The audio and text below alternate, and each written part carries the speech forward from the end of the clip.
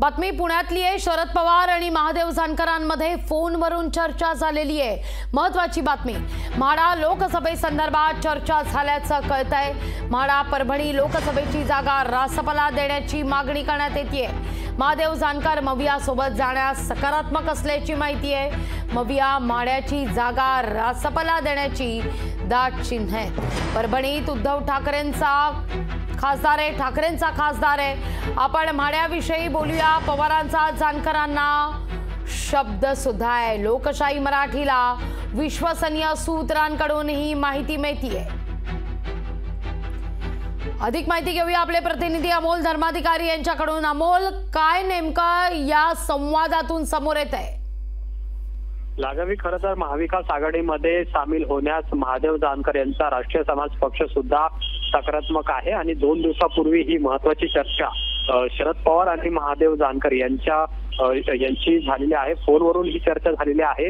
खरं तर परभणी आणि म्हाड्याच्या लोकसभेच्या जागांची मागणी महादेव जानकर यांनी केलेली आहे, पण सध्या परभणीला आपण पाहतोय की संजय जाधव हे ठाकरे गटाचे खासदार आहेत आणि त्यामुळे म्हाड्याच्या जागेविषयी आपण बोलू असा शब्द सुद्धा शरद पवारांनी जानकरांना दिलेला आहे आणि त्यामुळे जानकर हे महाविकास आघाडीतील उमेदवार हे म्हाडा लोकसभा मतदारसंघातून असण्याची दाट शक्यता आहे। राष्ट्रवादीची जागा महादेव जानकरांना देऊ शकते आणि त्यामुळे म्हाडा लोकसभा मतदारसंघात आपण पाहिले की धनगर समाज मोठ्या प्रमाणात आहे आणि त्यामुळे ती जागा महादेव जानकरांना दिली तर मोठ्या मताधिक्याने ते निवडून येतील असा सुद्धा विश्वास शरद पवार यांना आहे आणि त्याचमुळे महाविकास आघाडीमध्ये सामील करून घेण्यासाठी आता महादेव जानकर सुद्धा सकारात्मक आहे आणि ही माहिती आपल्याला विश्वसनीय सूत्रांकडून दिलेली आहे। काही दिवसात यावरती शिक्कामोर्तब सुद्धा होऊ शकतो, पण 2 जागांची मागणी महादेव जानकर यांच्याकडून करण्यात आलेली होती, पण एका जागेबाबत शरद पवारांनी ग्रीन सिग्नल दिल्याचं सुद्धा बोललं जात आहे। लागेल ती एक जागा म्हाड्याची आहे, यावर शिक्कामोर्तब होत आहे अमोल,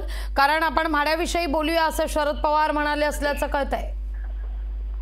नक्कीच, कारण की परभणीची जागा जी जानकरांनी मागितलेली होती ती जागा तरी सध्या देणं अवघड आहे असं सुद्धा शरद पवारांकडून सांगण्यात आलेलं आहे आणि ते ठाकरे गटाचा तिथं उमेदवार आहे आणि म्हाड्याची जी जागा आहे ती खरं तर याआधी सुद्धा राष्ट्रवादी काँग्रेस लढवत आलेला आहे आणि त्यामुळे ती जागा महादेव जानकरांना दिली जाऊ शकते, कारण की महादेव जानकरांचं प्राबल्य आपण पाहिलं तर बारामती, परभणी आणि माढा या लोकसभा मतदारसंघांमध्ये जास्त असलेलं पाहायला मिळते। धनगर समाज या संपूर्ण लोकसभा मतदारसंघामध्ये सर्वाधिक आहे आणि त्यामुळे परभणी ऐवजी माड्याची जागा ही जानकरांना दिली जाऊ शकते आणि स्वतः जानकर हे माड्यामधून लोकसभेचे उमेदवार सुद्धा असू शकतात।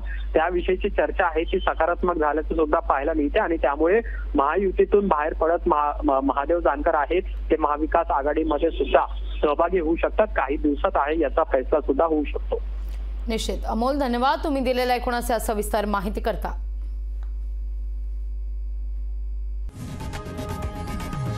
लोकशाही मराठी ऐका, पहा, जागरूक रहा।